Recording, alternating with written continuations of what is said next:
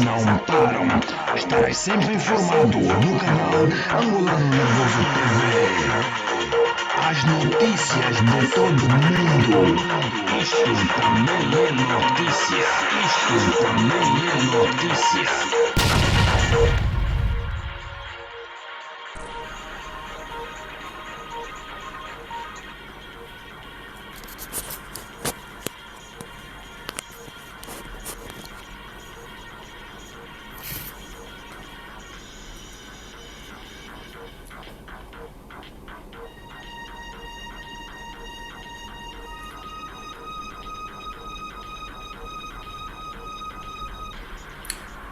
Muito boa tarde.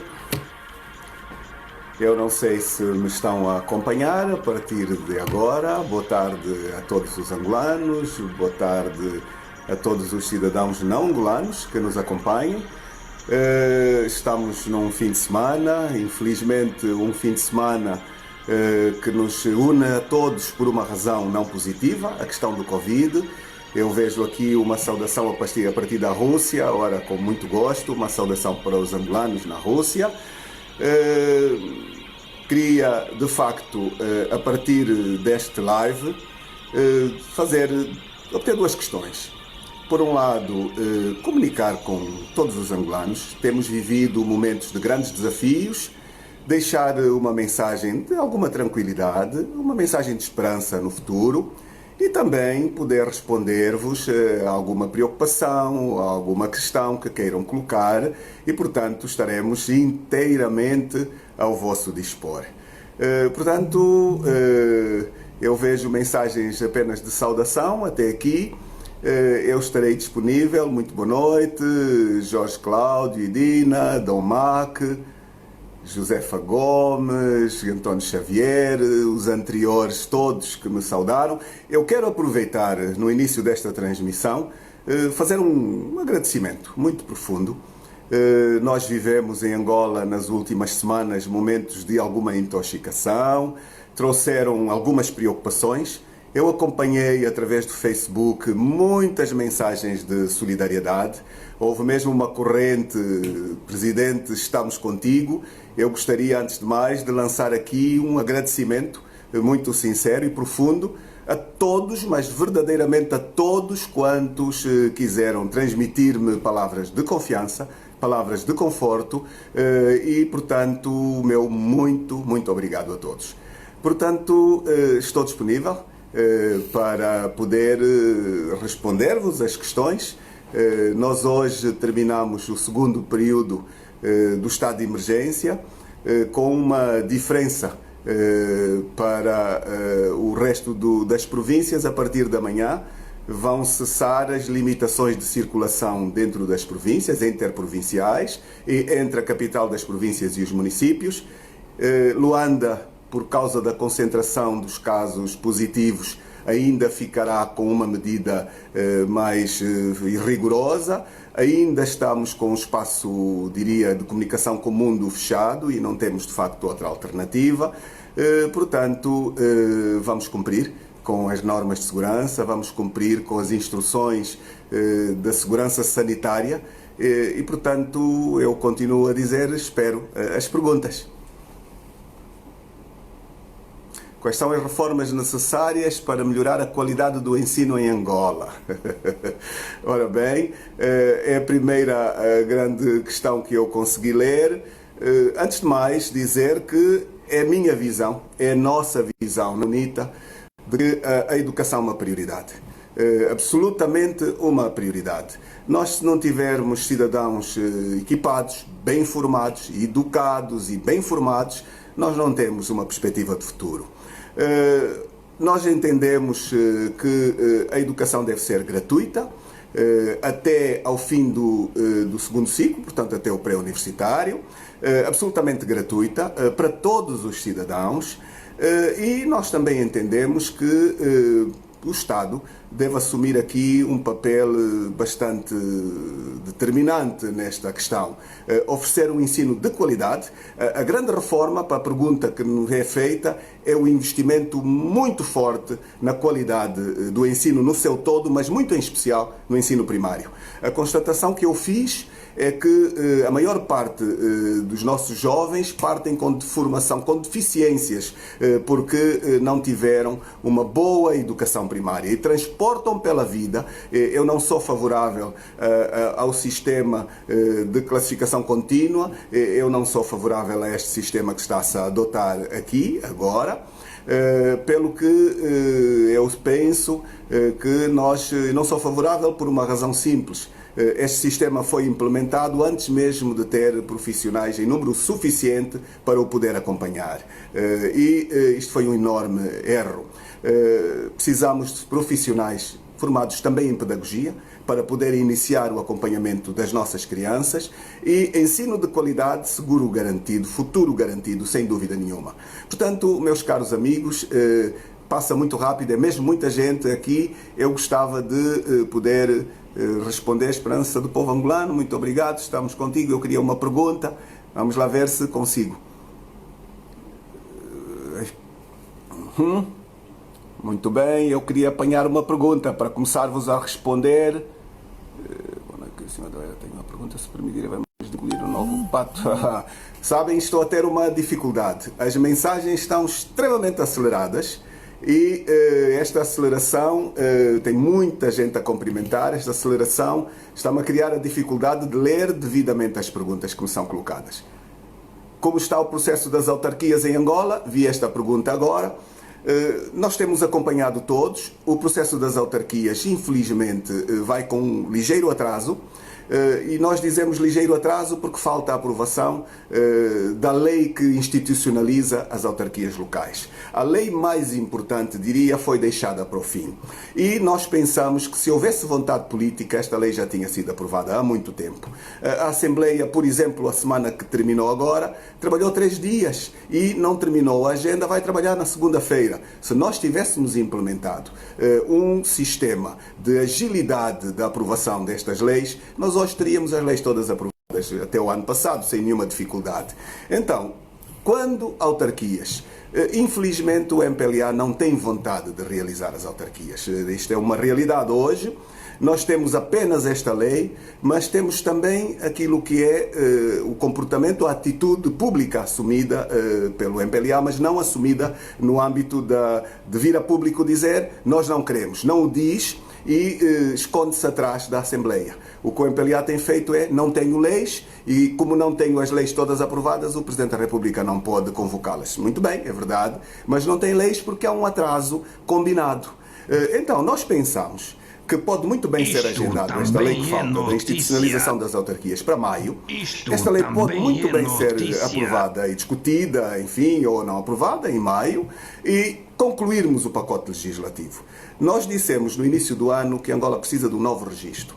Precisa de um novo registro porque nós precisamos de ter eleições com transparência absoluta, eleições com democracia, eleições sem deslocação das pessoas de umas províncias para as outras e com um rigoroso cumprimento dos calendários já fixados de forma atempada e com tempo de reclamar se houver uma deslocação das pessoas, mas acima de tudo, a última auditoria ao ficheiro que serviu de base às eleições anteriores indicou que não havia efetivamente uma conformidade absoluta deste ficheiro.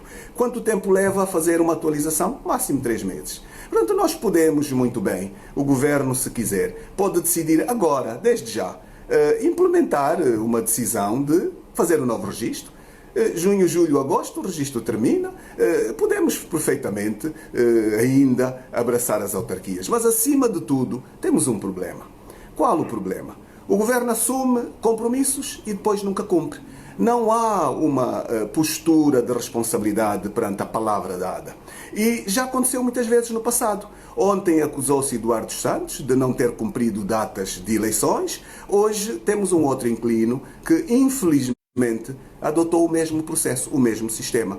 Nós estamos um pouco no escuro, não sabemos. A nós foi-nos dito eleições autárquicas em 2020, o Conselho da República Também a Assembleia aprovou em 2015 um pacote que dizia a realização de eleições gerais e autárquicas. De 2015 a 2020 passaram 5 anos. Não há uma assunção de responsabilidade.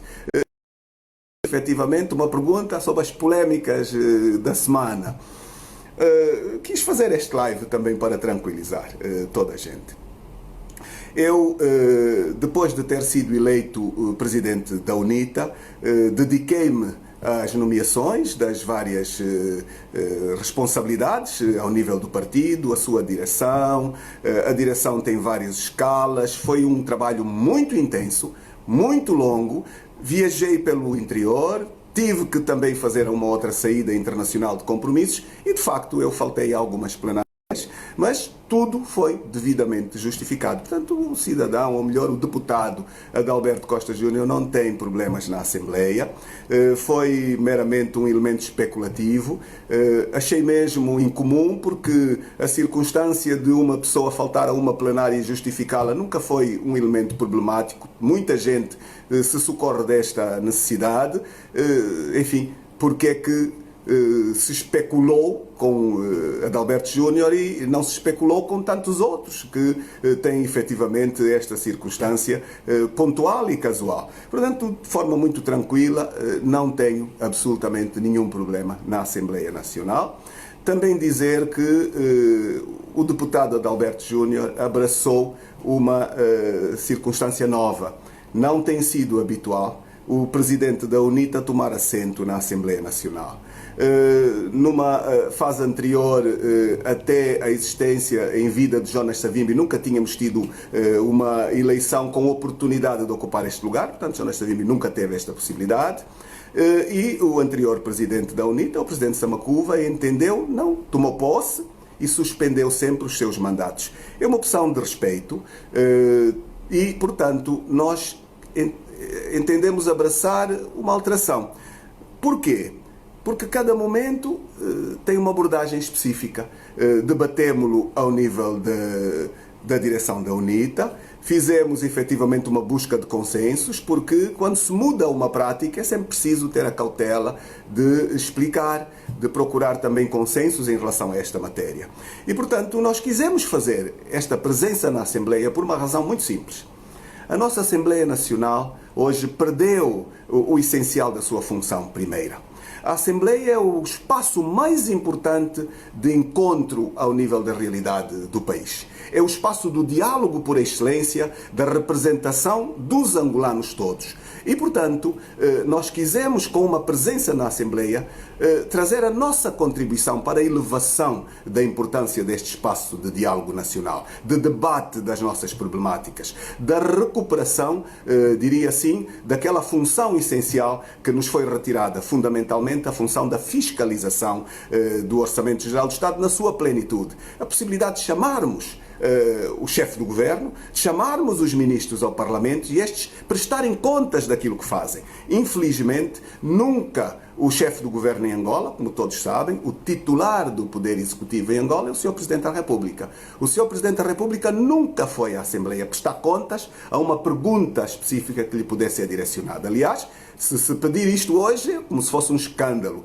Haverá uma série de reações porque as pessoas pensam que o Sr. Presidente da República não tem que prestar contas. Ora, a partir da altura em que o sistema de governação que temos tem o Presidente da República a chefiar o governo, não pode deixar de responder à Assembleia. O que é que o Presidente faz? Pela Constituição, ele tem a obrigação de abrir, efetivamente, o novo ano legislativo, ir à Assembleia e fazer o discurso do Estado da Nação.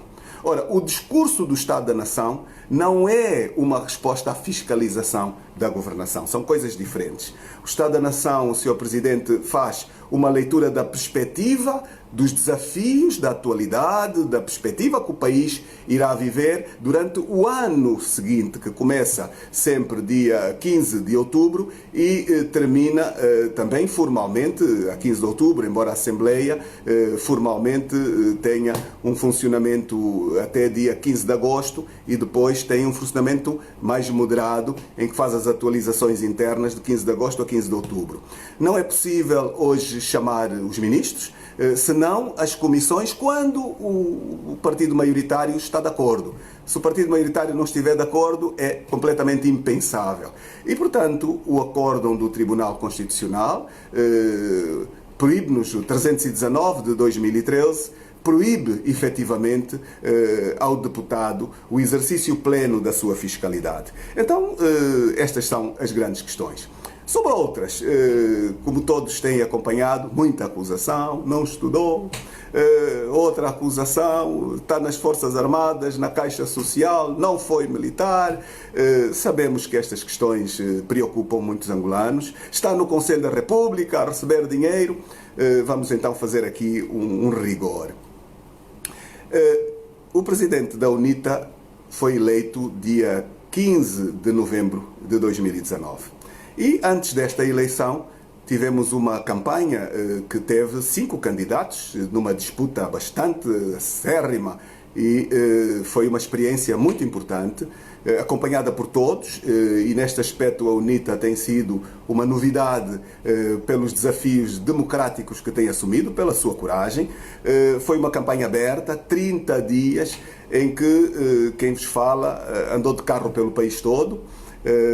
E, portanto, fizemos todos uma atualização da realidade do país. Durante este período, não tive apenas que competir, diria assim, com os meus colegas, como, enfim, candidatos no plano interno. Eu tive também, em permanência, uma intensa campanha externa, uma campanha de denegrimento, uma campanha na Rádio Nacional, uma campanha que envolveu atores de instituições do Estado e, de facto, foi uma coisa muito feia, porque deixou-nos a ideia clara de que nós precisamos mesmo de reformas. Não fica bem ver uma Rádio Nacional a fazer uma campanha contra um candidato de um partido político regular. Portanto, isto não é normal. Também sofri outro tipo de acusações. Falsificou a sua documentação na Assembleia Nacional. Eu posicionei-me numa circunstância de tranquilidade e preferi não responder. E não responder porquê? Porque os atores deste tipo de acusações todos os dias tinham um argumento novo.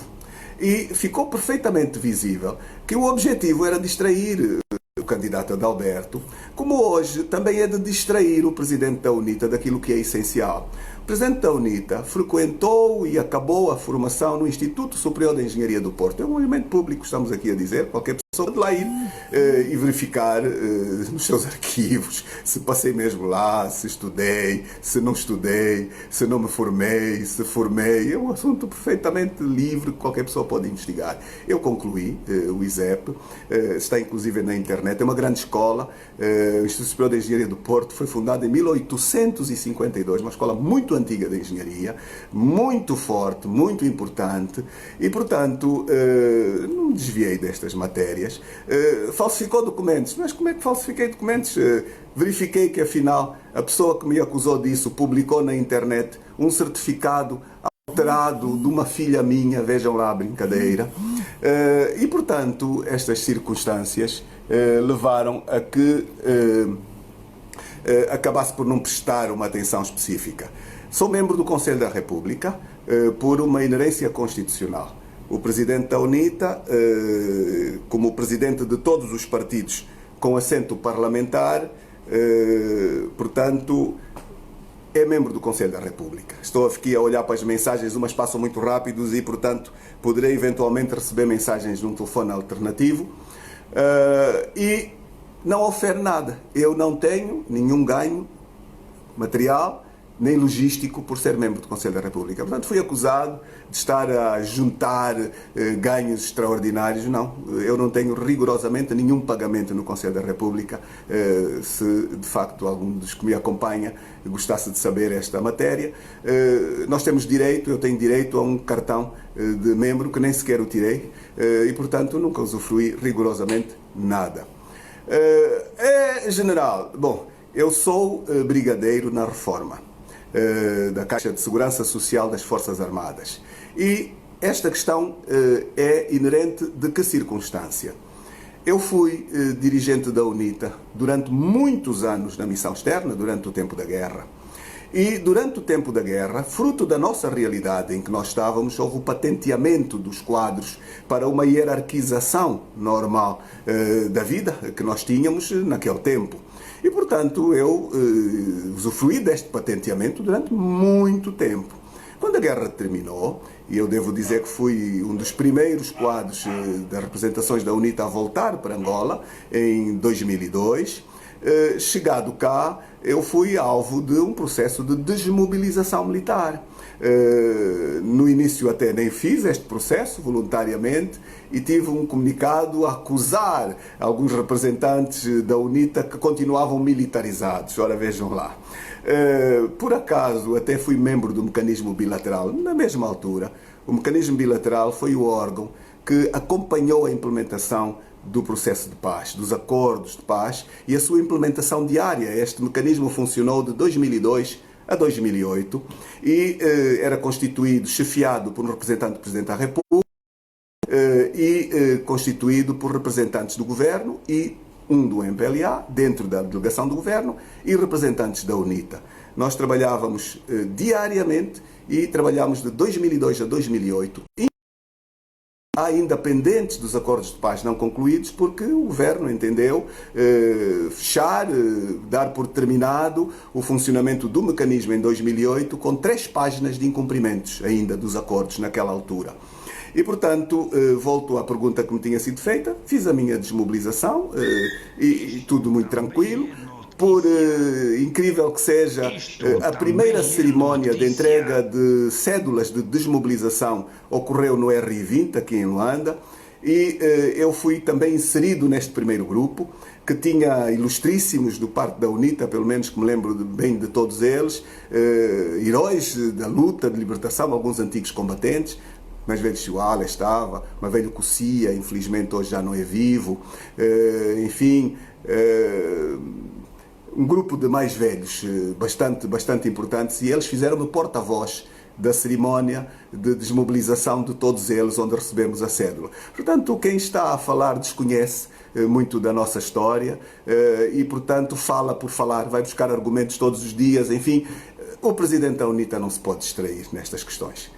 Tem um foco de âmbito nacional, o país tem muitos desafios a cumprir e está entendido o que está aqui em causa. O Congresso da UNITA determinou que o candidato às eleições presidenciais da UNITA é o seu presidente. E, portanto, o presidente da UNITA é candidato às presidenciais. E nós estamos num país, infelizmente, um país que abraçou na letra a democracia, mas na prática estamos muito distantes. Nós temos, por exemplo, neste nosso país ainda, é público, está a vir a público estes dias, o Gabinete de Ação Psicológica e de Inteligência da Presidência da República. Um gabinete pago com o dinheiro dos angolanos, e o que é que faz este gabinete? Faz política partidária. Temos os seus chefes na televisão a atacar os partidos políticos, a atacar candidatos dos partidos políticos, a mentir descaradamente em público e, portanto, este é um país que ainda não é democrático, tem muito que andar em termos de consolidação de estruturas democráticas. E o que é que nos falta? Faltam instituições de check and balance. O que é isto de instituições de check and balance? Nas democracias, há instituições das quais os seus partícipes não respondem aos interesses dos partidos. Muitas vezes até são indicados por eles, não devem responder aos interesses dos partidos e fazem a avaliação, algumas até por áreas profissionais específicas, do cumprimento da sua função, da isenção, da eficácia das instituições. Exemplos. Check and balance, olha, também faz um pouco este papel, mas não o cumpre na plenitude. O Tribunal Constitucional, infelizmente, tem tido um papel não regulador. Quando chamado a intervir, por exemplo, nas questões eleitorais, tem sido uma vergonha. Os processos que foram levados ao Tribunal para avaliação nas eleições foram sempre arquivados. Nunca há razão de facto, nunca se abre, nunca se vai aos conteúdos e, portanto, espero que de futuro o desempenho deste Tribunal seja um pouco mais adequado ao interesse do cidadão e da cidadania no nosso país. Uma ERCA, por exemplo, uma instituição extremamente importante que antes não se chamava assim, tinha um outro nome, Conselho Nacional de Comunicação Social, e que, portanto, era um organismo de check and balance. Temos uma Comissão Nacional Eleitoral, extremamente importante. Comissão Nacional Eleitoral que não devia ter maiorias de representantes de nenhum partido. E que nós, UNITA, e hoje penso que não apenas a UNITA, a maior parte dos partidos, a maior parte dos cidadãos exige uma reforma da Comissão Nacional Eleitoral. Exige uma necessidade de uma reforma da lei eleitoral, tornando ambas mais democráticas, no sentido de servir o interesse do cidadão e do país, servir a transparência, servir a verdade. O que é que se passa hoje na CNE? A sua administração da CNE tem uma maioria clara de membros do MPLA.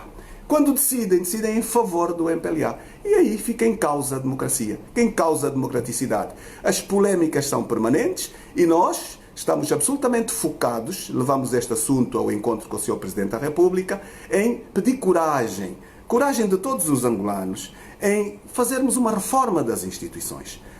Abraçarmos efetivamente leis e condições que permitam à nossa geração, que hoje está a servir, prepararmos um país melhor para o futuro, para termos amanhã uma Angola com mais estabilidade, uma Angola com mais liberdade, uma Angola verdadeiramente virada para o desenvolvimento. E, infelizmente, não temos estas questões. Portanto, meus caros, esta é uma das questões. Gostava de ler uma outra pergunta. Acredita que serei eleito em 2022? Minha gente, meu caro, não sei quem me fez essa pergunta. Antes de mais, temos que garantir a reforma do Estado.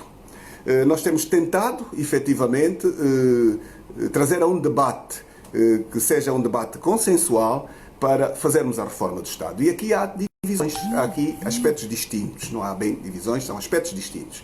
Nós temos a problemática da Constituição, que Angola hoje tem, uma Constituição aprovada em 2010, fugiu. Olha lá. Muito bem, agora voltei a ver-vos. Uma Constituição aprovada em 2010 e uma Constituição feita à medida, como todos sabem. Na altura, o Presidente da República não era o atual e todo mundo sabe, foi feita uma encomenda, direi assim, de uma Constituição feita à medida aos interesses daquela altura, daquela chefia do Estado. E a verdade é que veio uma Constituição que trouxe, de facto, o reforço de direitos a muitos níveis, mas também acabou com a eleição direta do Sr. Presidente da República. A partir desta Constituição, os angolanos perderam o direito de eleger o seu Presidente. Consequências desta questão. A partir da altura em que se perde o direito de eleger, o Presidente deixou de se sentir responsável para ir prestar contas ao Parlamento. E, portanto, hoje a Constituição está de um modo tal em que o Presidente está lá em cima, uma espécie de está lá no céu. E estamos nós cá todos em baixo. Até os ministros são seus auxiliares. É assim que diz a Constituição, preto no branco. São auxiliares do titular do Poder Executivo. E, portanto, prestam-lhe contas em absolutamente tudo e não são responsáveis pelos seus atos. É o auxiliar do titular do Poder Executivo. Então, o que é que se passa? Este senhor, por causa deste tipo de poderes, acaba por levar a que, a pedido do MPLA, foram 20 deputados do MPLA em 2012, 2013, perguntaram ao Tribunal Constitucional: perante a nova Constituição, é possível fazer-se a fiscalização e a chamada dos deputados da Assembleia? E o Tribunal, num combinado, disse não, não é possível chamá-los. E fez-se um atentado, a partir daí, aos poderes da Assembleia Nacional. E, portanto, decorrentes do modelo constitucional, segundo reza o acórdão, decorrentes do atual modelo constitucional. Então nós estamos a pedir, pedimos ao Sr. Presidente atual, pedimos à maioria que lá está hoje, pedimos um debate de caráter nacional, no sentido de trazermos de novo a Angola o direito dos angolanos votarem o seu Presidente. E o direito da Assembleia poder retomar a capacidade fiscalizadora plena. Quem não fiscaliza não tem boa governação. Há uma ligação direta. Onde não há prestação de contas, onde não há fiscalização rigorosa, não há, efetivamente, condições de governar em transparência plena. E, portanto, nós temos este problema. Necessitamos fazer uma revisão da Constituição. Necessitamos também de, na Constituição, mexer em algumas outras questões. Diminuir os poderes do Presidente da República. São poderes excessivos que depois complicam o funcionamento de tudo o resto. Olha, por exemplo, quando se debate o Orçamento Geral do Estado, nós estamos a debater o orçamento, mas a lei do orçamento permite, logo de imediato, por decurso das questões constitucionais, que o Presidente da República possa pedir empréstimos em nome do Estado dentro de um máximo, de um limite. E o que é que se tem passado? Nós aprovamos um orçamento X e o Presidente da República vai buscar mais 20, mais 30, mais 50, mais 70, mais 90 e estes empréstimos, estas questões não voltam ao Parlamento. O Parlamento não se pronuncia. Infelizmente, mais grave ainda, não fiscaliza a aplicação destes resultados, destas dívidas. E o que é que se passa com Angola? O que se passa com Angola é que nós tínhamos uma lei que proibia que o endividamento público, o endividamento do Estado, a dívida pública, não excedesse 60% do PIB. Isto foi há uns anos. Chegámos a uma circunstância em que ultrapassou, o governo durante algum tempo negou, mas depois acabou por reconhecer que já tinha ultrapassado este valor que a lei não permitia. O que é que fez? Em vez de criar condições de se adequar à lei, anulou a lei. Portanto, vejam isto. Nós andamos a governar sempre em momentos de supleces, de grande quantidade de dinheiros, mas nunca governamos em rigor. Quando o dinheiro começou a diminuir, começaram os problemas, então começamos a adaptar-nos às leis para não prestarmos contas. E este é um problema muito, muito sério. O que é que nós temos hoje de dívida pública? A dívida pública está em valores que são até difíceis de definir. Ultrapassou quase, está nos 100% quase do PIB e, portanto, isto é um drama extraordinário. Problemas enormes, embora formalmente não seja assumido, nós estamos no 4º ano da recessão, o Governo assume que houve apenas 13 e que este ano não é ano de recessão, mas todo mundo sabe que nós estamos num ano de recessão, com problemas acrescidos, e hoje, com o Covid, então estamos com desafios enormes, extraordinários.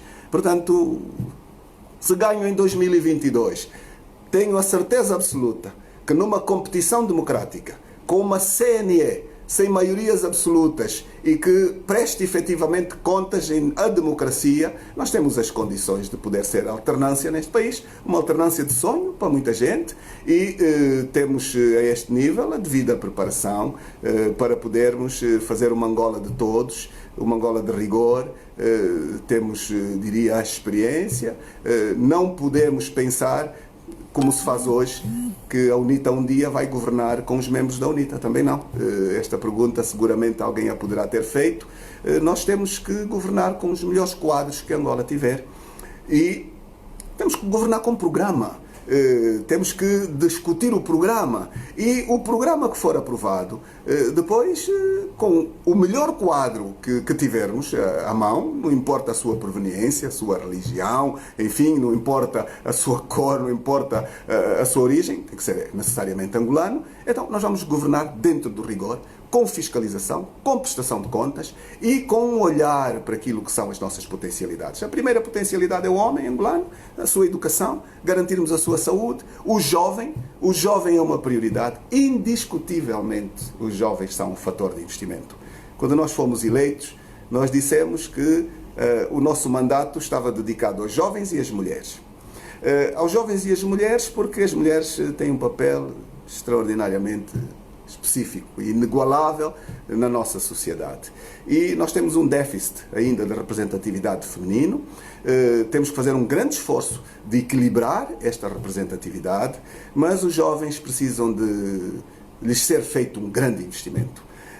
Porquê? Porque hoje a maioria dos jovens começam a ter problemas até na fase inicial, nascem, e hoje nós temos cerca de 70% das nossas crianças com problemas de alimentação, com problemas gravíssimos que limitam depois o seu crescimento e nós temos que ultrapassar isto. É um drama. A Unicef tem estudos que partilha com o governo angolano e, portanto, estão aí, são conhecidos, que nos permitem partilhar este drama extraordinário. Então, temos que alterar. Temos que dar a cada criança angolana a dignidade de se alimentar, de fazer as suas refeições, dos seus pais saírem do nível de pobreza extraordinário em que se encontram. Por isso as crianças têm o problema que têm, enorme. E aos jovens, garantir a formação. Concluída a formação, o Estado tem que criar incentivos ao emprego dos jovens, tem que se investir fortemente no tecido industrial, fortemente. E Angola, mais uma vez, não tem indústria. Portanto, não tem. E não tem indústria porquê? Porque no tempo do boom, as pessoas dedicaram-se a roubar e não construíram. Não criaram a diversificação da economia. Hoje também se faz pouco para fazer o retorno dos capitais. A lei que a UNITA propôs não foi abraçada. E hoje faz-se uma justiça, como eu tenho dito muitas vezes, dirigida.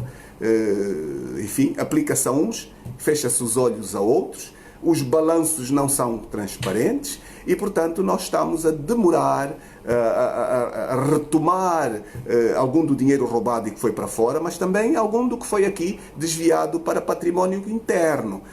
E, portanto, há muito trabalho para se fazer. Temos que governar com todos.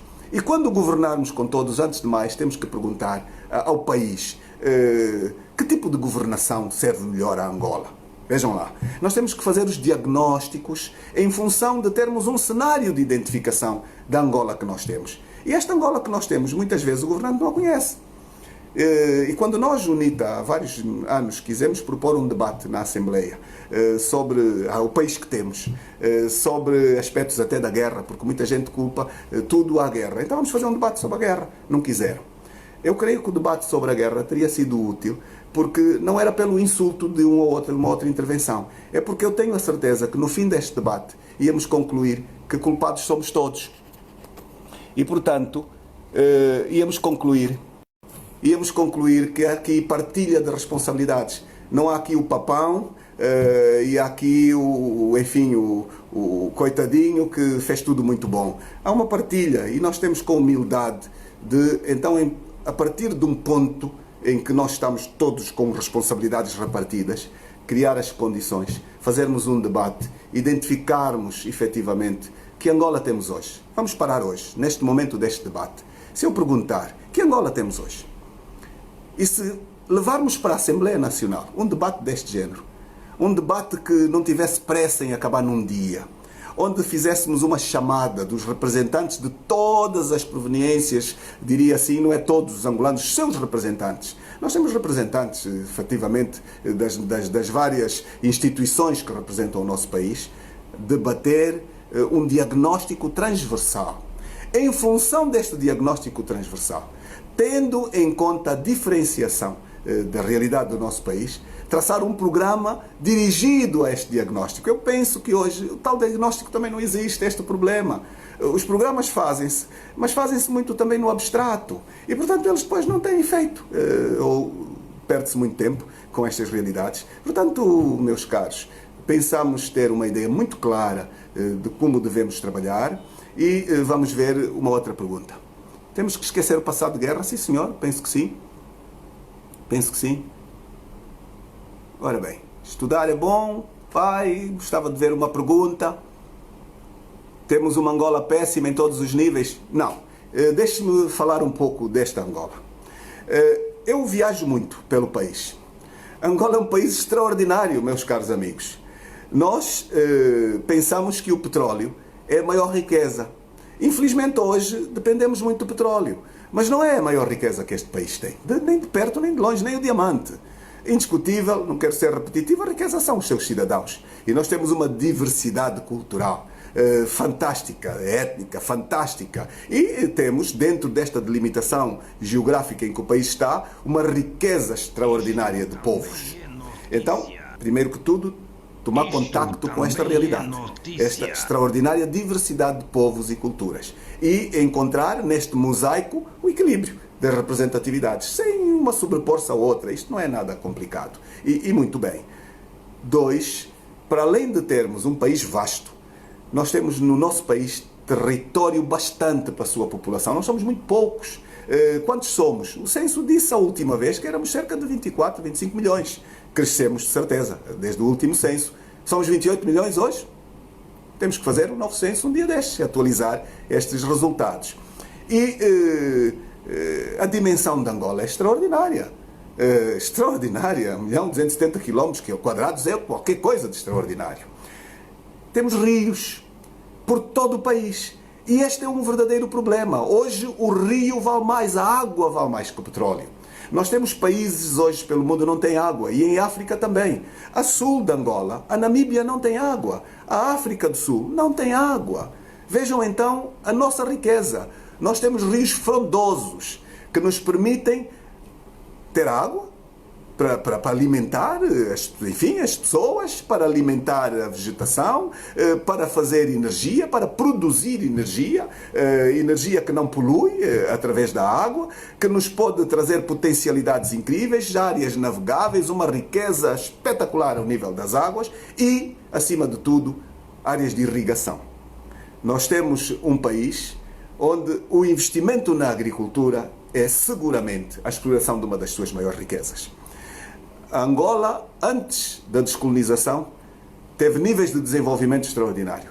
A cidade de Luanda foi construída fundamentalmente através daqueles que eram os capitalistas das áreas das explorações de caráter agrícola. A exploração do algodão, infelizmente, com uma história não muito positiva, a questão do café e uma série de outros bens. Nós temos todas as condições de sermos autossuficientes em termos alimentares, de podermos exportar efetivamente, de investirmos na agroindústria, na agropecuária e de criarmos condições de desenvolvimento efetivamente de cooperativas devidamente acompanhadas, fazermos o desenvolvimento rural com programas muito rigorosos. O GIP, é o programa do governo inclusivo e participativo da UNITA, explica com muito detalhe todos estes programas, com muito detalhe. Quem não teve ainda, é só contactar. Qualquer estrutura da UNITA, é contactar-nos e nós podemos enviar. Não agarramos este programa para nós. É um programa que continua muito atual, que vai ser modernizado seguramente quando iniciarmos a próxima campanha. Teremos um programa mais atualizado, mas é efetivamente um país de uma riqueza incrível.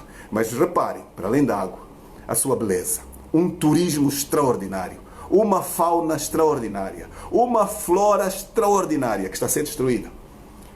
As queimadas, o uso no interior do carvão como energia para se poder cozinhar. É preciso educar as populações a deixar de o fazer. Uma Angola que queima o gás todos os dias, de norte a sul, onde há poços, está a queimar o gás e que não constrói uma pipeline, não constrói um sistema de fornecimento de gás para o seu país. Vejam isto, que gastou bilhões e bilhões de dólares no investimento do LNG, no sonho, o projeto LNG. Eu estive num debate na Universidade Católica de Angola, não quero fazer publicidade, onde estiveram os responsáveis principais da LNG. O valor que nos disseram que já tinha sido gasto dava para levar o gás por condutas para todo o país. Só aquele valor.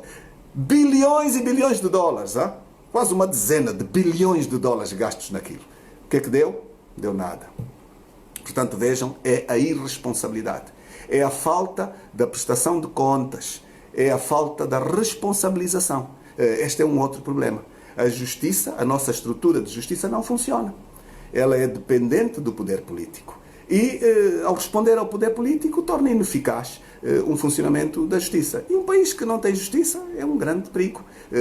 Com isto não quero dizer que não tenhamos responsáveis, juízes, advogados, uma série de procuradores que trabalham e trabalham no duro, fazem o melhor que podem.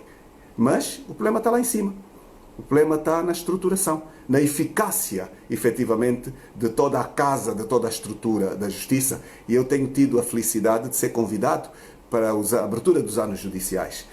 Também convidado pela Ordem de Advogados de Angola, que é dirigida por um bravíssimo presidente da Ordem de Advogados, relativamente novo, mas corajoso, e que tem partilhado nestes momentos os desafios que a justiça tem. E mais do que aquilo que eu disse, eles são bem mais críticos neste tipo de programas. Perante a estrutura judicial do país, eles têm tido a coragem de dizer as máculas, as insuficiências, e infelizmente não têm sido abraçadas. E, portanto, este também é um outro grande problema. Mas temos um grande país, lindo, extraordinário. Depois as outras riquezas, o subsolo de Angola está cheio de riquezas extraordinárias. E depois vejam um mar cheio de quilómetros. E quem explora? Quem explora? Quem está a usufruir de tudo isto? Uma pequena família, meia dúzia de pessoas, enfim, tudo isto, não há partilha de benefícios. Quando eu digo isto, o Estado não consegue incentivar o cidadão a desenvolver quando ele não tem condições. Os bancos no nosso país não cumprem o papel de mediação. Vamos concentrar-nos agora neste problema, que é um problema sério.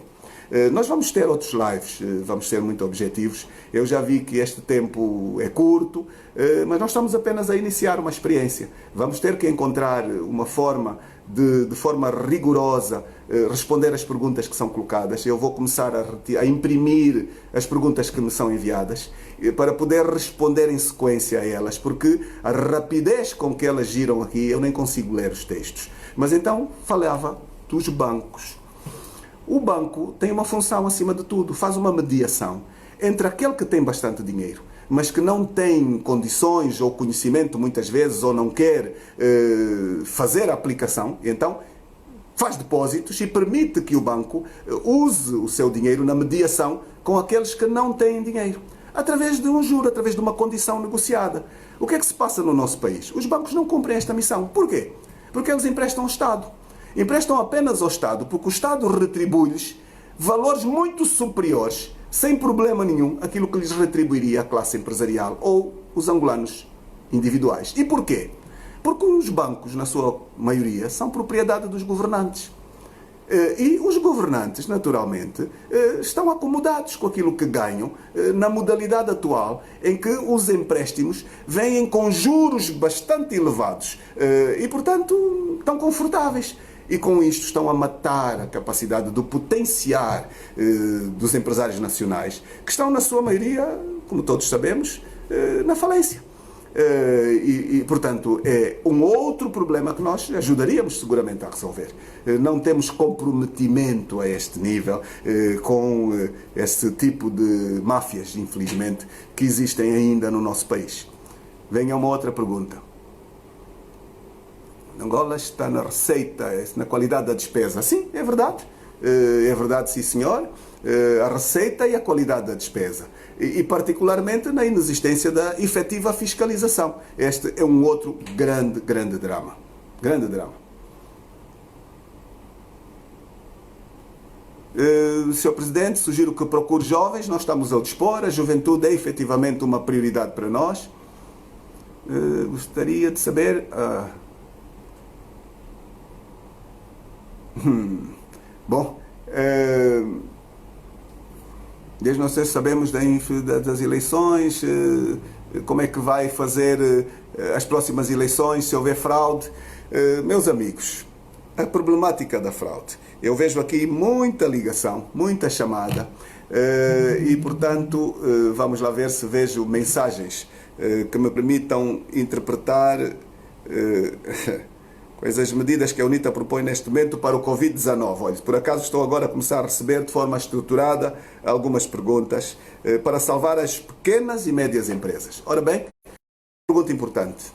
É uma pergunta bastante importante porque nós acompanhamos os decretos assinados presidenciais sobre a abordagem do Covid, mas tivemos o cuidado de procurar a voz dos empresários, dos grandes e dos médios, também de alguns mais pequenos.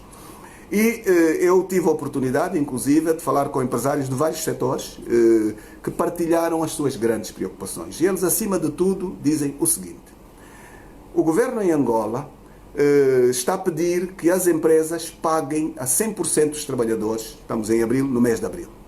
Muito bem, mas está a pedir que a fatura seja toda suportada pelas empresas. Não está a comparticipar como deveria nesta fatura. Nós sabemos que o governo pôs ao dispor algumas linhas de financiamento, mas são linhas de financiamento que são retributivas, têm que ser pagas posteriormente, com um juro que os empresários dizem não teremos capacidade de pagar se fizermos isso. E por que é que não fazemos um outro modelo? Por exemplo, o que é que acontece em Portugal, que está com muitos problemas, mas a Segurança Social em Portugal assumiu 60% dos funcionários, do vencimento dos funcionários durante este mês. Quem paga é a Segurança Social. E não é retributiva. As empresas, mais tarde, não têm que pagar estes 60% da Segurança Social. Porque também estiveram fechadas, não andaram, não fizeram lucros, não tiveram condições de funcionamento, não tiveram dinâmicas. O que é que se passa em Angola? Em Angola, efetivamente, houve aí um incentivo daquela pequena percentagem da segurança para o próprio trabalhador, mas para as empresas esta realidade não aconteceu. E as empresas dizem, nós não temos capacidade. Se nós hoje pagarmos os 100% em abril, mantivermos o espaço fechado, nós em maio vamos decretar falências. E nós sabemos que foi aberto, e ainda bem, há medidas graduais de funcionamento e de início de alguma atividade económica nas outras 17 províncias, mas há também uma grande concentração de empresas em Luanda que vão continuar fechadas. E, portanto, algumas poderão abrir, mas outras nem tanto. E há este problema, um incentivo, efetivamente. Também estamos a dizer que é preciso, para tirar as pessoas da rua em Luanda, e em Luanda, efetivamente, é difícil comprovar que o estado de emergência tirou as pessoas da rua. As ruas estão cheias, as praças estão cheias. Estão cheias porque as pessoas sabem, e esta é uma partilha de um índice que todos conhecemos, 70% da mão da classe trabalhadora do nosso país é oriunda do mercado informal. Ora, se 70% dos trabalhadores trabalham no mercado informal, eles têm que trabalhar todos os dias, senão não comem. E, portanto, o que é que se passa? Hoje há o problema de não morro da Covid, posso morrer da cura. Então, para não morrer nem de uma nem de outra, as ruas estão cheias, os mercados estão cheios e é preciso, efetivamente, abordar com mais rigor este problema. Porque é preciso também fazer uma outra coisa. É preciso testar em massa. O nosso governo, infelizmente, até hoje não está a testar em massa. Nós não sabemos realmente se temos ou não uma contaminação comunitária. Não sabemos. Nós não sabemos que público de nós é assintomático. O que é que significa isto? Para quem não saiba, há aqueles casos que não são infectados, mas podem transmitir a doença e não têm sintomas, não sabem. E andam, convivem com as pessoas, não têm febre, não têm problemas, mas transmitem-nos. E como é que se consegue descobrir isto? Fazendo o teste. Ora, é fundamental ir para os bairros, testar transversalmente, em Luanda e fora de Luanda. Porque só estes testes em massa é que nos vão permitir a tomada de medidas e as respostas adequadas à problemática. Ora, estado de emergência sem testes é, de certo modo, uma perda de algum tempo em relação a algumas medidas. Nomeadamente, se estamos já em risco de contaminação comunitária, ela está galopante e poderemos amanhã acordar numa situação bastante delicada. Portanto, é preciso testar em massa. É preciso também o governo deitar mão à criatividade que tem. Eu vi um estudo da Universidade Católica, muito poderoso. A Universidade Católica produziu um estudo seríssimo que eu tenho a certeza que o governo recebeu. E é um estudo que analisa a problemática do Covid e o day after, o dia a seguir. E os próximos 5 e 10 anos. Aquele estudo leva Angola até os próximos 10 anos. E aconselha medidas seríssimas ao governo. Aconselha o governo a ir negociar empréstimos os melhores possíveis, não é para si, para seu uso depois, como tem sido muitas vezes até aqui, é para o direcionar a suportar o tecido económico, a suportar a responsabilidade social, aquela que não tem alternativas mínimas. E o tecido económico, com este tipo de suporte, adquirido através de uma mediação da governação, retomar a sua dinâmica, garantir a funcionalidade das empresas, partir para a produção. Mas isto na Angola que conhecemos tem que ser feito com o rigor de que aquele dinheiro não é um dinheiro para se gastar e não prestar contas. Aquilo é um dinheiro para se investir efetivamente numa circunstância de rigor e de seriedade. Tem que ser fiscalizado com rigor. E nós temos efetivamente muito empresário competente que está em casa, sem meios, sem capacidade. Porque o empresário hoje é o governante. Então o governante deixe de fazer parte da competição ao empresário. Haja até uma lei que limite efetivamente, até porque já existe. A lei de proibidade não permite que num espaço de interesse se negocie consigo próprio, mas nós estamos cheios de casos destes. Continuam a existir. E, portanto, este é um outro problema. Invista efetivamente em garantir àqueles que não têm meios um mínimo, uma bolsa que lhe permita não sair de casa. Os 8.500 kwanzas ou 7.500 kwanzas que se está a distribuir hoje não chegam para nada. Não chegam para comprar um saco de arroz. E, portanto, se não chegam para comprar um saco de arroz, como é que vão chegar para sustentar uma família? Como é que ela fica em casa com este valor? Não chega. Portanto, é preciso fazer mais. Preciso fazer muito mais. Então, como é que vê as constantes mudanças do aparelho governativo? Bom, este é um outro grande problema que nós temos. Nós temos hoje um presidente que em 2017, quando tomou posse, mereceu de todos nós um aplauso. E o aplauso porquê? Porque nós estávamos a fazer uma renovação, não era da UNITA, mas tinha partilhado algumas ideias, algumas reformas, alguma vontade de abrir o país, de o modernizar, então demos-lhe o direito à dúvida e demos-lhe tempo. E contou, inclusive, com o presidente da UNITA, que lhe deixou o espaço e as circunstâncias de poder trazer inovação. Então, e o que é que nós assistimos? Assistimos, infelizmente, com o tempo, mais do mesmo. O que é que isto significa? Vimos os vícios de trás, repetidos, vimos efetivamente as televisões a começar a fazer umas reportagens daquilo que era mais verdadeiro, mas a continuar com a censura lá dentro. Hoje, por exemplo, a TPA está igual ao de antes, não nos entrevista, não nos chama, não tem um equilíbrio, é um problema terrível e hoje, infelizmente, nós temos um problema enorme de uma democracia que não é concretizada. O país hoje exige reformas e a governação não está disponível, pensa que o país está excelente. Nós falamos com os governantes, com o partido que governa este país, e eles estão felizes. Dizem que o sistema eleitoral está muito bom, Angola é uma democracia plena, para que é que vamos mexer? As nossas eleições têm sido transparentes, a comunidade internacional que aqui vem, que eles convidam, dá relatórios positivos, então para que é que vamos mudar? Portanto, é isto que pensa o MPLA. Então, como é isto que pensa o MPLA?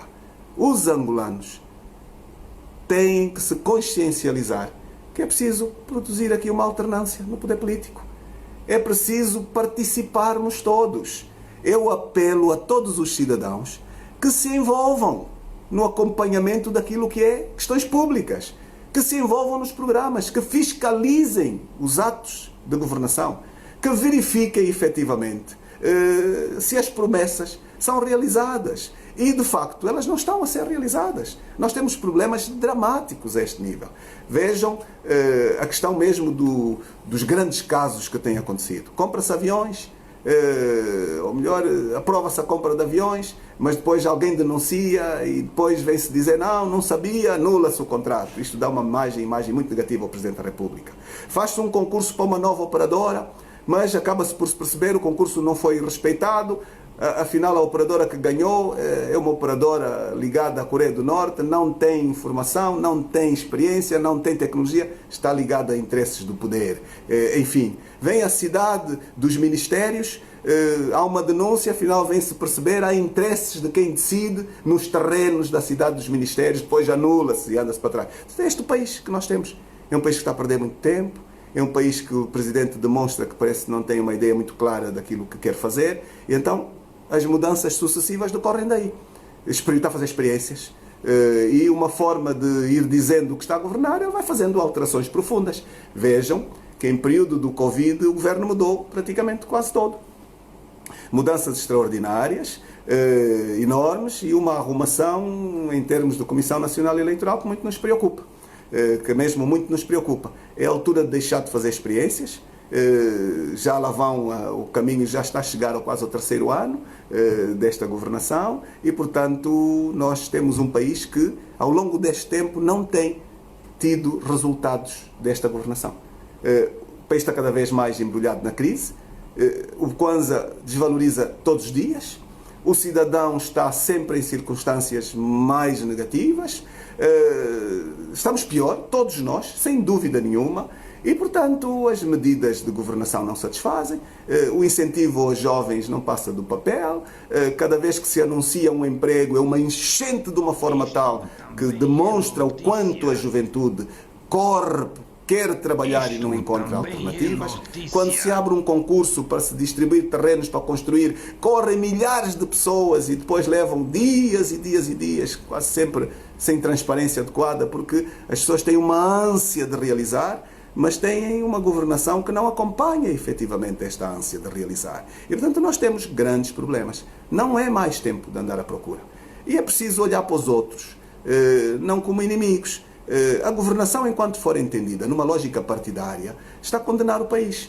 E, de facto, quem nos governa continua a olhar para nós numa lógica partidária. Onde, efetivamente, temos hoje um domínio de gestores públicos. Não há ninguém que não seja do MPLA, naquele âmbito da gestão das empresas públicas. Reparem que um dos pormenores dos acordos de paz que nós temos é que há um conjunto de quadros da UNITA que deviam fazer parte da gestão das empresas públicas. De 2002 a 2020 não entrou ninguém. Portanto, vejam a característica desta governação.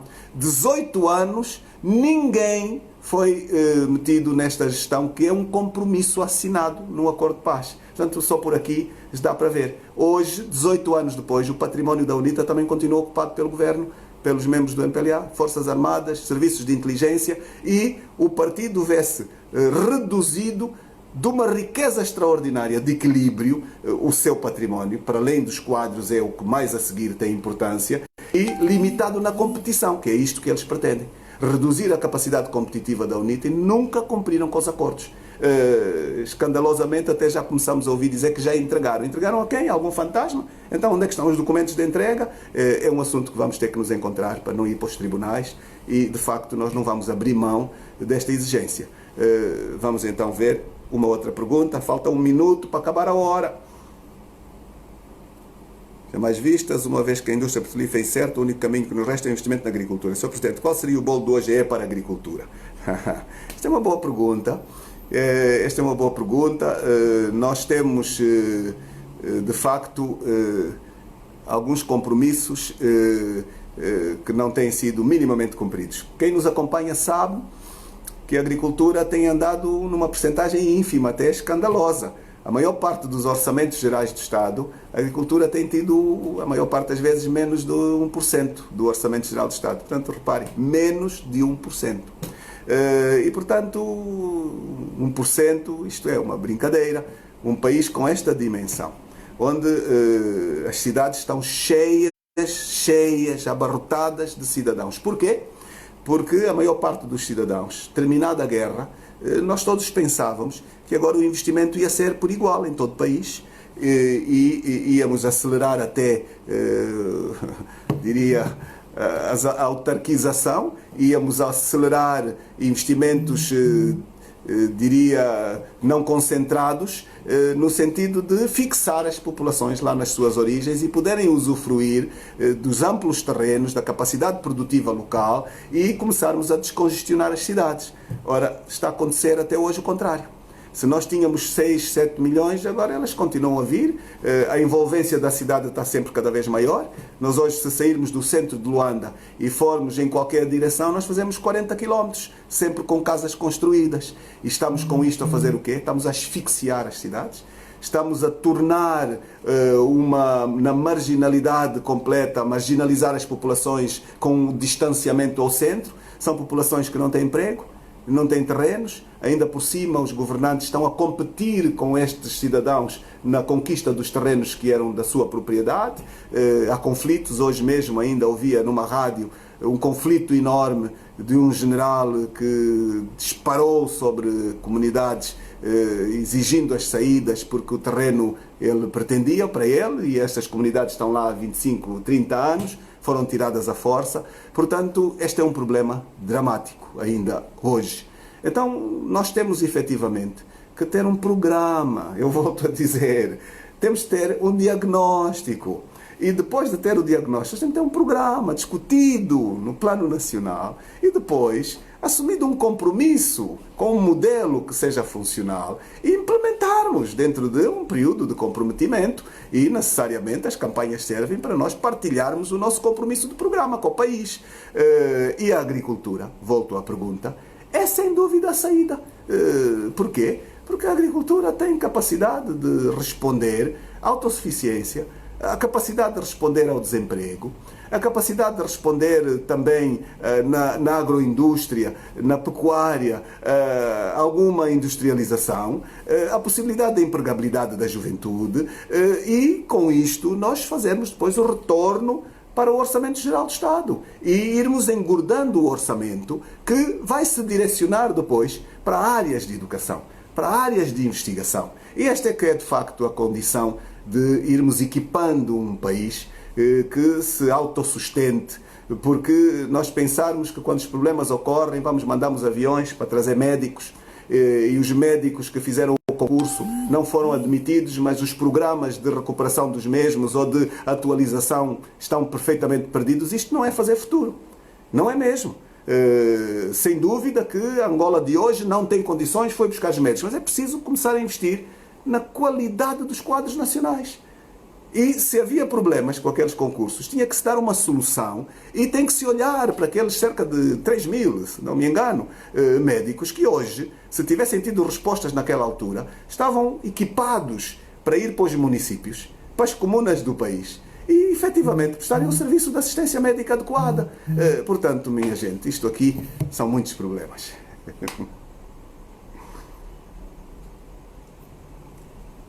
Ora, tem aqui uma personagem muito comentada, Joana Clementina. Muita gente pergunta quem é Joana Clementina. Um dia gostava que a Joana Clementina aparecesse a assumir-se. É uma página que aparece com este nome, a figura que lá está não é da pessoa, pode ser um grupo organizado, pode ser uma pessoa. Então a pergunta é: Sapinhala, um quadro muito competente a trabalhar em Luanda e indicar um outro para o Quando Cubango?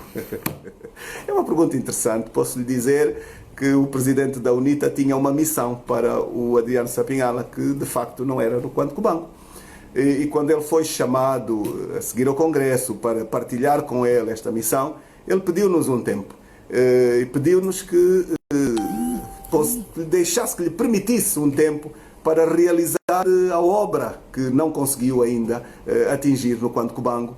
E, portanto, tinha feito um compromisso de serviço com aquelas comunidades, com aqueles militantes, e pediu um tempo. Não é normal, devo dizer, chamar um quadro que está a trabalhar hoje numa província, oferecer-lhe um lugar de caráter nacional e ele dizer: por favor, prefiro ficar na província para concluir o meu compromisso. E nós acabamos por aceder porque verdadeiramente valoroso, importante, e espero que esta obra seja concluída. Vamos ajudá-lo, estamos a ajudá-lo, no sentido de podermos depois realizar o projeto que também não ficou parado, eventualmente um outro projeto, mas é sem dúvida um jovem com bastante futuro no país. Ora bem, vamos lá ver a última ou penúltima pergunta. Estando na Assembleia Nacional, Arão Gamba, estando na Assembleia Nacional, ficará à espera de Geló para um confronto direto? Eu acho que os angolanos todos acompanharam as últimas campanhas eleitorais. E como sabem, nas últimas campanhas eleitorais, os candidatos à presidência da República do MPLA fugiram ao debate com os outros candidatos. Fugiram. Acham que estão acima de qualquer prestação de contas, não respeitaram os seus adversários e, na última campanha, já foi o Sr. João Lourenço, o candidato, que não aceitou debater com os outros candidatos, nomeadamente com o candidato da UNITA. Eu faço votos que, quando tivermos as próximas campanhas eleitorais, ele não fuja. E devo já dizer que nós estamos prontos desde já, desde hoje. Se qualquer entidade nacional nos convidar a ir a um debate com o João Lourenço, eu vou garantidamente. Estou já disponível, posso já avisar, não tenho nenhuma limitação, acho que era muito bom, faria muito bem um sinal ao país vermos o presidente do partido, porque ninguém lhe obrigou a ser presidente do partido. Portanto, é preciso dizer aqui que ele é presidente do partido também. Enquanto presidente do partido, ele está obrigado a prestar contas. Eu não aceito aquele uso comum que para o debate com os presidentes dos partidos vai a vice-presidente do MPLA. Mas isto é uma brincadeira, isto é uma falta até de respeito aos outros presidentes. Então, se é presidente, assuma as responsabilidades políticas, sociais e não só, o compromisso para com os angolanos e venha esclarecer, no âmbito da sua função, aquilo que são os programas, enfim, uma série de outras questões, a perspectiva futura, não se escude numa fuga. Portanto, nós estamos muito disponíveis. Muito obrigado. Bom, esta pergunta já respondi. Quando for presidente, qual será o setor que irá priorizar? Mírcia Jussara. Eu já disse aqui, prioridade na agenda, o diagnóstico. Sem diagnóstico, nós não teremos nunca condição de poder aplicar programas. Aplicamos programas a quê? Se não há um diagnóstico de rigor. E este diagnóstico não é feito unilateralmente. Nós temos que chamar a diversidade que compõe hoje o tecido nacional, esta diversidade de Angola, conversar com eles, ter em cima da mesa uma avaliação da Angola real que nós temos, toda ela, para além do conhecimento que temos, a sensibilidade múltipla, este espaço enfim, tem que estar atualizado efetivamente. Feita esta atualidade, nós temos que ter um programa para esta atualidade. Um programa que assente fundamentalmente na valoração do quadro, na valoração do angolano, no investimento do angolano, num olhar para o país, e indiscutivelmente não pode haver alternativa, nós temos que investir naquilo que é prioritário, investir no angolano. O nosso grande problema é também educação, saúde, emprego, habitação. Estas questões são absolutamente prioritárias. Encontrar respostas dinâmicas a esta problemática com um Estado que funcione. Que modelo de Estado serve Angola? Este é um problema que não me foi aqui colocado, mas é um belo debate para se fazer também. Que modelo de governação, aliás? Modelo. Nós temos hoje a nossa governação assente no presidencialismo puro. É a melhor circunstância? É, efetivamente, o modelo mais aplicado no nosso continente. Mas funcionam todos da mesma forma? Não, não funcionam. Olha, por exemplo, nós não elegemos o Presidente da República. A África do Sul, eu já vi na pré-campanha um digníssimo professor vir dizer que a Constituição de Angola e o modelo era igual ao da África do Sul, coisa mais aberrante, não tem nada a ver. Os sul-africanos elegem o seu Presidente. De que forma? Elegem primeiro o Parlamento e o Presidente da República pode ser qualquer dos membros eleitos para o Parlamento. Porque o Parlamento tem uma segunda eleição entre pares que elegem o Presidente da República. É assim que se elege o Presidente da República, na África do Sul, não sei se sabiam. E, portanto, há duas eleições. Há a eleição para o Parlamento e depois há uma eleição entre eles do Presidente da República. E, portanto, sabemos que ao eleger para o Parlamento, aquele indivíduo vai ser sujeito a uma segunda eleição. Nós não temos isso em Angola. Poderíamos, eventualmente, ter uma circunstância parecida, mas é preciso dizer que a África do Sul é um Estado federado. Também é um outro elemento bastante distinto de nós. Não é a mesma coisa, é como o Brasil, é um Estado federado. A África do Sul também o é. E, portanto, este modelo está muito concentrado em poderes excessivos para o seu Presidente.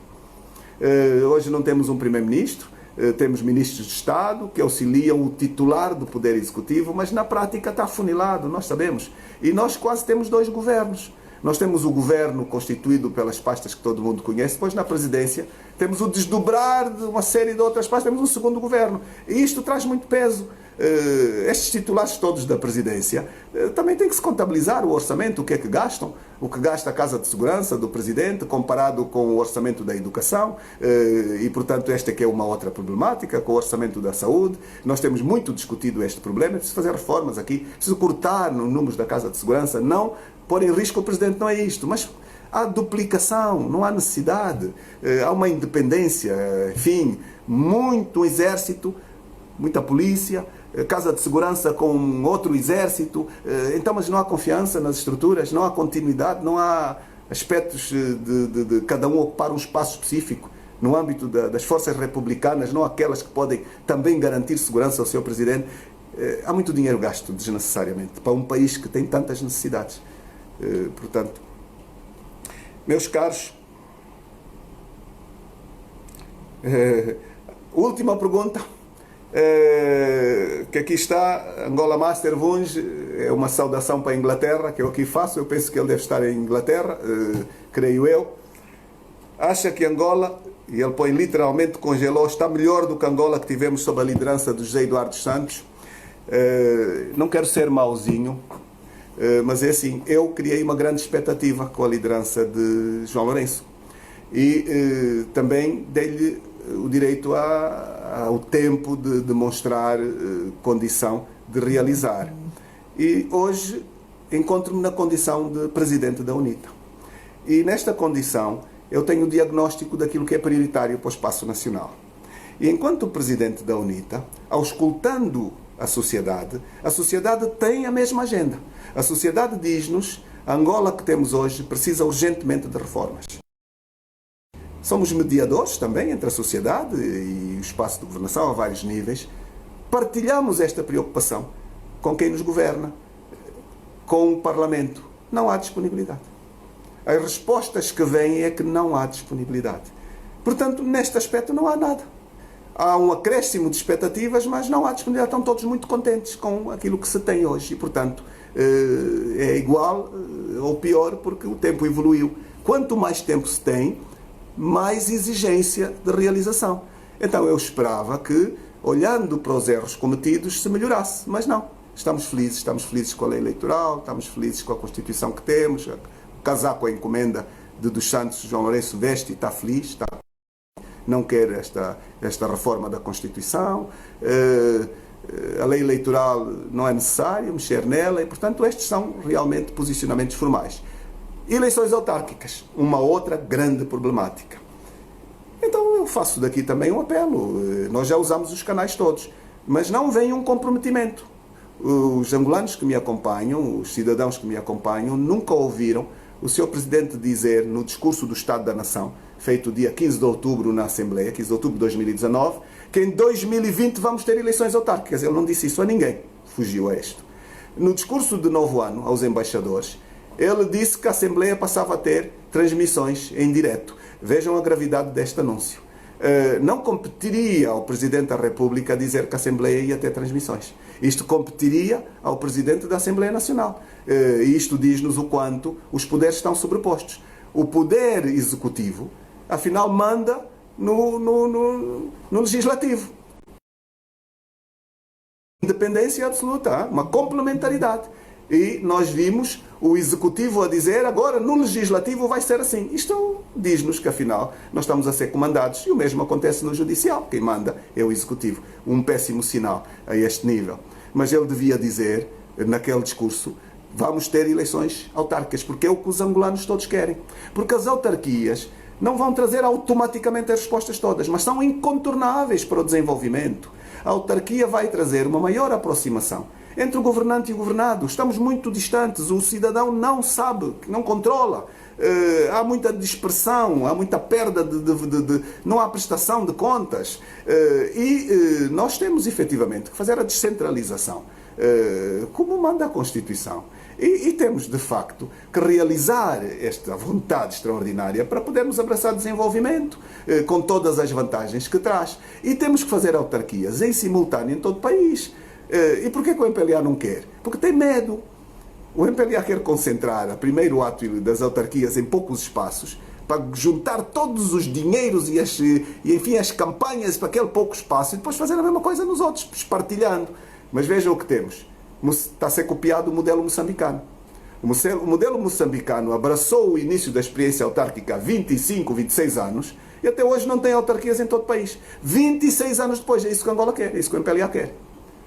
Cabo Verde, com todas as suas dificuldades, com pobreza extrema nas ilhas, abraçou a simultaneidade e vejam, é considerado hoje um país com melhores níveis de desenvolvimento, com vivências de dignidade, com desenvolvimento das instituições, com mais transparência na governação. E porquê? Porque o cidadão controla o governante. Estamos tão perto. Não lhe permite não prestar contas com rigor. E, portanto, nós não temos alternativa. Portanto, este espaço, mais uma vez, me serve para dizer que o João Lourenço não traz mudança nenhuma a este nível. Combate à corrupção, um dos aspectos mais importantes do nosso país. O repatriamento de capitais. A UNITA apresentou a melhor proposta de lei sobre o repatriamento de capitais. O que é que o MPLA fez? Votou contra. E o que é que o MPLA fez a seguir? Propôs uma lei de repatriamento de capitais, que é a mesma coisa de lavagem de dinheiro. Você roubou, traz o dinheiro para o teu bolso, não partilha nada com o Estado. Foi esta lei que o MPLA aprovou.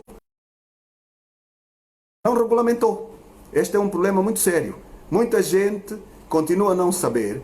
Foi publicado em Diário da República a lei em junho e o governo só regulamentou 2 semanas antes do fim do prazo.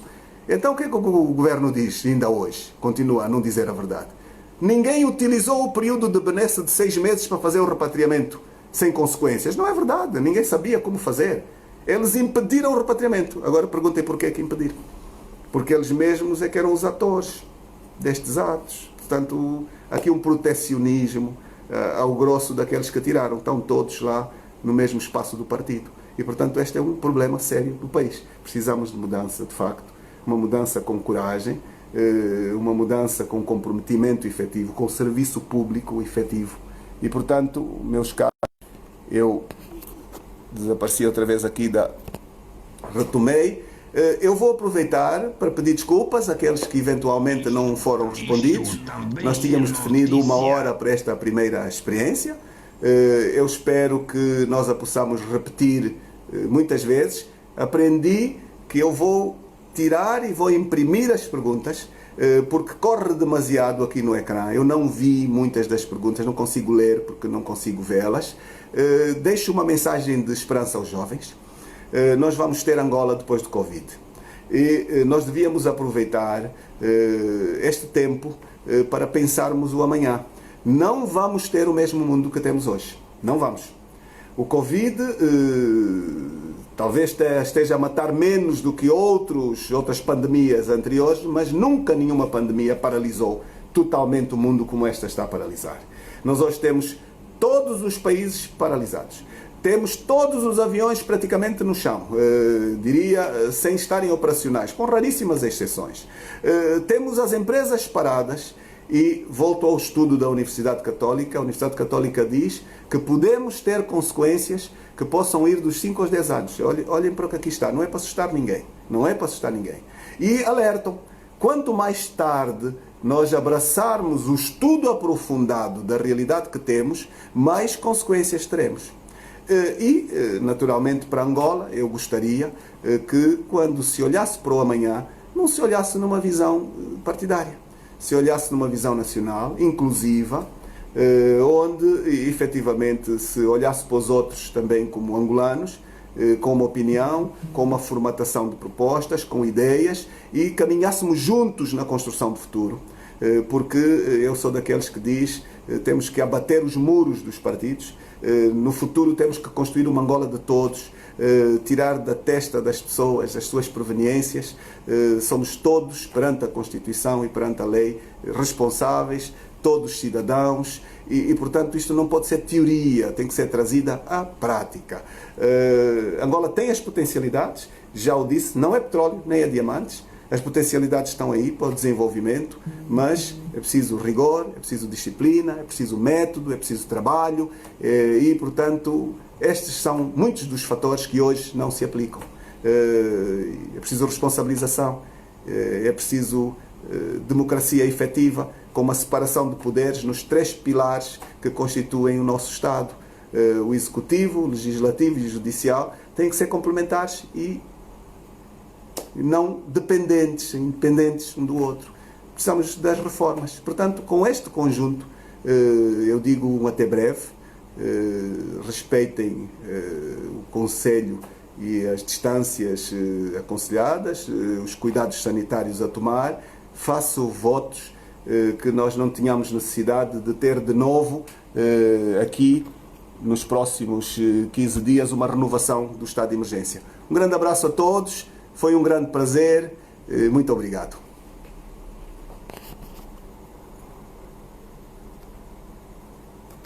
Pois é, pessoal, chegamos ao fim, mas não te esqueças, se você gostou do vídeo, espalhe o mesmo vídeo na sua rede de WhatsApp e todas as redes sociais para os teus amigos e familiares estarem informados também. Vemo-nos brevemente no próximo vídeo.